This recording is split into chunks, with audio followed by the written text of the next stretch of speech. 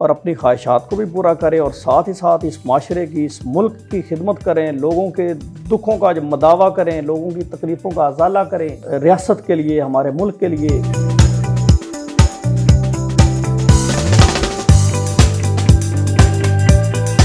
अस्सलामुअलैकुम एवरीवन, मैं हूं आपकी होस्ट मुआफ़ा मलिक। हम और आप विद PNY के एक न्यू शो के साथ। जैसा कि आप सब लोग जानते हैं, PNY एक ऐसा इदारा है जहां हम हज़ारों की तादाद में स्टूडेंट्स को डिफरेंट कोर्सेज करवाते हैं ताकि वो अपनी पर्सनल और अपनी प्रोफेशनल लाइफ के साथ साथ अपनी फाइनेंस को भी बेहतर कर सके।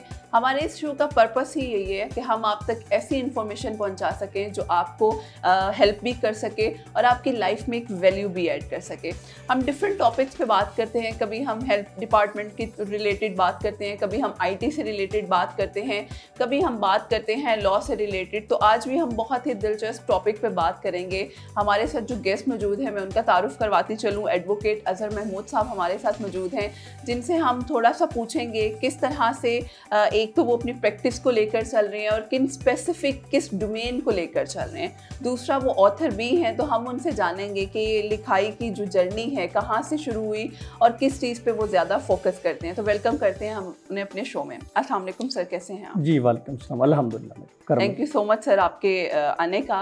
सर, सबसे पहले तो हमें अपनी फील्ड के बारे में थोड़ा सा बताएं। आप किस केसेस को ज़्यादा डील करते हैं और क्या काम है आपका? मैडम, असल में जो केसेस की अगर बात करें तो इसमें हमारी जो स्पेशलाइजेशन है वो हम कस्टम जो है वो कस्टम केसेस जो है उन्हें ज़्यादातर डील करते हैं। उसके अलावा जो टैक्सेशन के सारे मामला हैं तो हमारी जो स्पेशलाइजेशन है वो इन दो चीज़ों में है। बाकी ओवरऑल क्योंकि लॉ एक बहुत बड़ा एक समंदर है, बहुत बड़ी फील्ड है, उसमें सिविल, क्रिमिनल, फैमिली बेशुमार चीज़ें हैं जी। तो वो अल्हम्दुलिल्लाह सारी चीज़ों को वो क्लाइंट्स को जो मामला हैं उन्हें मद्देनजर रखते हुए चीज़ों को साथ जी। लेकिन बेसिक डीलिंग आपकी वो टैक्सेशन और इस तरह के मामला जी, कस्टम और टैक्स जी। सर, कितने साल हो गए इस फील्ड में आए हुए? मैडम अल्हम्दुलिल्लाह इसमें मुझे जो है 8 साल मेरी स्टैंडिंग हो गई है। ज़बरदस्त। तो सर, शौक था या वो समटाइम्स होता है कि हमारे पेरेंट्स भी कहते हैं नहीं जी मेरा बेटा वकील बनेगा और इसी फील्ड में जाएगा?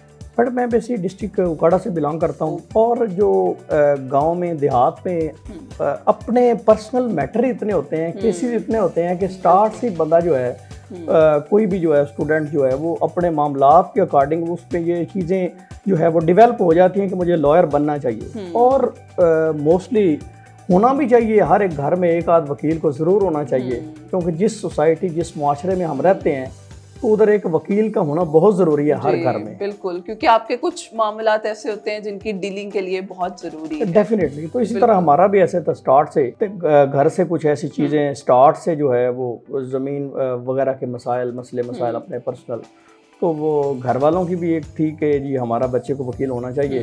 तो मेरा भी इंटरेस्ट जो है वो स्टार्ट से ही डेवलप था। बल्कि 5th क्लास में भी अगर बाज़ दफ़ा कुछ टीचर कुछ बात करते आप क्या बनेंगे, तो मैं यही कहता कि मैं वकील बनूंगा। ज़बरदस्त।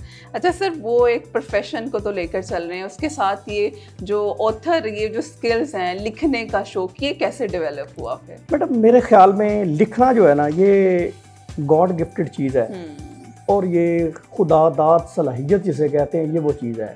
ये आप खुद बन नहीं सकते, खुद लफ्ज़ देखें ना, लफ्ज़ बोल नहीं सकते, लिखना तो फिर बड़ी बात है। बिल्कुल ऐसे ही है। तो ये जो शायरी है या कोई भी आप जो है वो कोई कलाम लिखते हैं, कोई गज़ल लिखते हैं, कोई नज़म लिखते हैं, कुछ भी लिखते हैं, कोई नावल लिखते हैं, कोई कहानी लिखते हैं, ये वो चीज़ें हैं जो इंसान के अंदर के अल्फाज बाहर आते हैं। बिल्कुल। और ये वो इल्म है जो हम किताबों से, किसी जगह से, लाइब्रेरी से पढ़ते नहीं हैं, बल्कि ये वो चीज़ है जो इंसान के अंदर है छुपी हुई, और जब वो उसे एक्सप्रेस कर देता है लिख के तो लोग उसे पढ़ते हैं। क्योंकि जो फील्ड है आपकी, स्पेशली मैं अगर उसकी बात करूं, बड़ी ही वो डिफरेंट है और टाइम टेकिंग है, तो उसमें से भी अपने लिए वक्त निकालना मेरा ख्याल है एक बड़ा एक इम्पॉर्टेंट और एक अच्छा एलिमेंट है कि उसमें दौरान भी आपने एक बुक लिखी है जो हमारे सामने भी है, खुले दरीचे।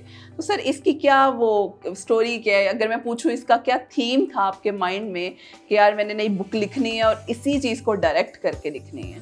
मैडम, असल में के नाम से मैं थोड़ा सा इंट्रोडक्शन इसका करवाता हूँ कि खुला होता है किसी चीज़ का ओपन होना, और दरीचे बोलते हैं दर को, दरवाजे को। खुले दरीचे, इससे मुराद यह है कि जिस तरह हम एक दरवाज़ा अपना ओपन कर देते हैं तो उससे हमें इस तरह कमरे में कोई भी चीज़ पोशीदा नहीं रहती। तो ये मेरी वो ज़िंदगी के चंद जो है नशीबो फराज हैं चंद ऐसे हकायक हैं जो इस बुक में मैंने लिख दिए हैं। उसमें जो है वो मोहब्बत भी है, महबूब की तारीफ भी है, सारी चीज़ें हैं इसमें। ज़बरदस्त। तो सर इसमें से आपने ये डिफरेंट वो पॉइंट्स को लिखा है, चैप्टर्स को लिखा है, तो सबसे ज़्यादा दिल के करीब मैं अगर पूछूं कौन सा है जिसको आप बड़ा पसंद भी करते हो कि भाई नहीं ये मुझे, हालांकि बुक तो आपने लिखी है, सब कुछ ही वो फेवरेट होता है, लेकिन एक स्पेसिफिक होता है जो आपको बड़ा पसंद होता है? मैडम इसमें मैंने अपने एक महबूब के लिए एक गज़ल लिखी है। उस गज़ल का नाम जो है वो आवारगी है।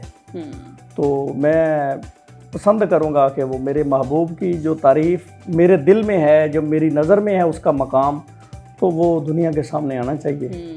अब महबूब कौन है वो तो मेरा दिल ही जानता है। बिल्कुल ऐसे ही है। बिल्कुल सही। तो मैं ये पसंद करूँगा जनाब। ज़बरदस्त जी। तेरा जिक्र करके खुश्क पत्ते सब्ज़ हो जाते हैं, तेरा जिक्र करके खुश्क पत्ते सब्ज़ हो जाते हैं, शायर तुझ पे गज़ल लिख के ताअब्द हो जाते हैं। तेरे आंचल से मंसूब है दरियाओं की रवानी, तेरे आंचल से मंसूब है दरियाओं की रवानी, तेरे गालों से जुड़ी है कलियों की जवानी। चाँद तेरे चेहरे को देखकर चमक लेता है, चाँद उसके चेहरे को देखकर चमक लेता है, सूरज भी उसकी आंखों से रमक लेता है। तेरी दीद को तरसती होंगी परियां, महबूब के लिए तेरी दीद को तरसती होंगी परियां, आंखें देखी नहीं जाती काजल भरियां।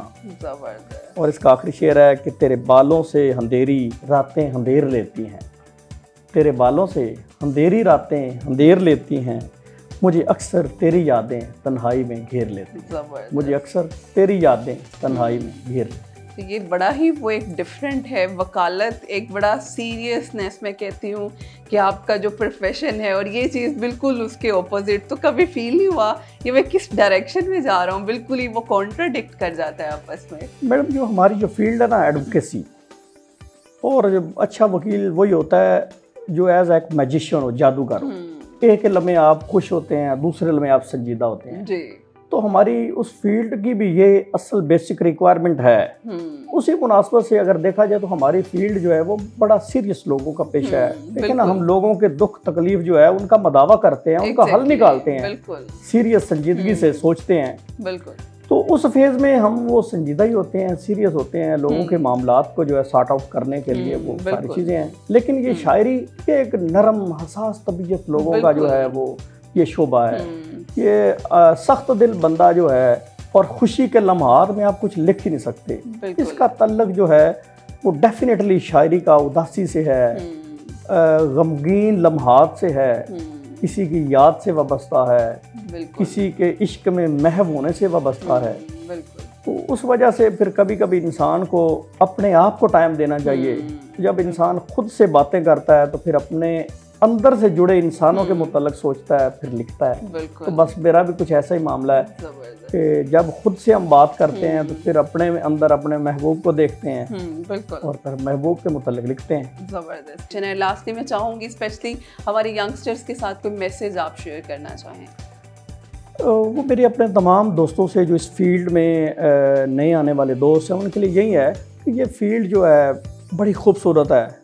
इसमें इंसान अगर मेहनत करे तो हर ख्वाहिश पूरी कर सकता है, और ख्वाहिश के साथ साथ एक मुआशरे की भलाई जो है वो भी उसका भी आप एक ज़रिया बन सकते हैं। तो मेरी तमाम दोस्तों से यही है कि ये बेहतरीन खूबसूरत फील्ड है, इसमें आएँ, मेहनत करें दिल लगा के और अपनी ख्वाहिशात को भी पूरा करें, और साथ ही साथ इस माशरे की, इस मुल्क की खिदमत करें, लोगों के दुखों का जो मदावा करें, लोगों की तकलीफ़ों का अजाला करें, और इस रियासत के लिए, हमारे मुल्क के लिए बेहतर से बेहतर जो हो सकता है वो करें। ज़बरदस्त। Thank you so much sir आपका, and thank you so much all of you. इंशाल्लाह फिर हाजिर होंगे एक न्यू सेशन के साथ। हमें इजाज़त दीजिए।